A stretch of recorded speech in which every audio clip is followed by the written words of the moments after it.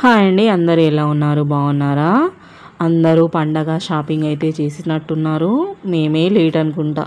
అవునండి, మేమైతే ఈరోజు పిల్లలకి మా వారికి బట్టలు తీసుకుందామని షాపింగ్కి అయితే వెళ్ళామండి. చాలా లేట్ అయిపోయింది అక్కడ.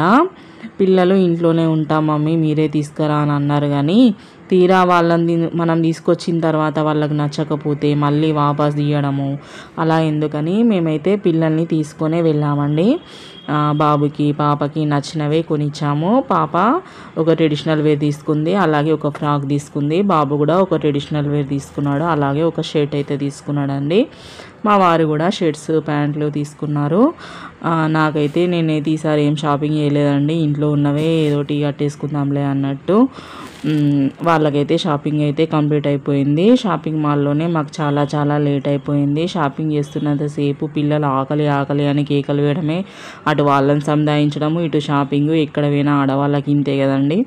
మా వారుండి మీరు సైలెంట్గా ఉండండి, ఇటు నుంచి ఇటే నేను రెస్టారెంట్కి తీసుకెళ్తాను అంటే అప్పుడైతే పిల్లలు కాస్త సైలెంట్ అయిపోయారండి. ఏముంది, ఇక షాపింగ్ అంతా అయ్యేసరికి 10:15 అయింది. తీరా అప్పుడు వచ్చి ఏమంట చేస్తామని అటు నుంచి అటే రెస్టారెంట్కి అయితే వెళ్ళామండి. ఫస్ట్ అయితే పిల్లల చాయిస్ పన్నీర్ మెజెస్టిక్ అయితే ఆర్డర్ చేసాము. ఫాస్ట్గానే వచ్చేసింది. పిల్లలు ఆకలి మీద ఉన్నారు, ఫటాఫట్ లాగించేశారు. తర్వాత paneer kofta curry and butter non అయితే తెప్పించామండి.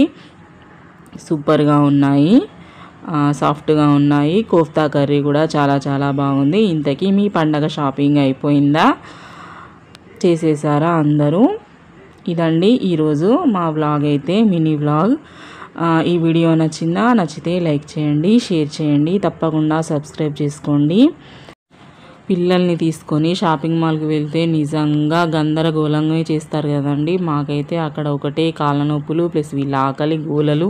మొత్తానికైతే ఇలా గడిచింది. ఈ వీడియో నచ్చితే లైక్ చేయండి, షేర్ చేయండి, సబ్స్క్రైబ్ చేసుకోండి.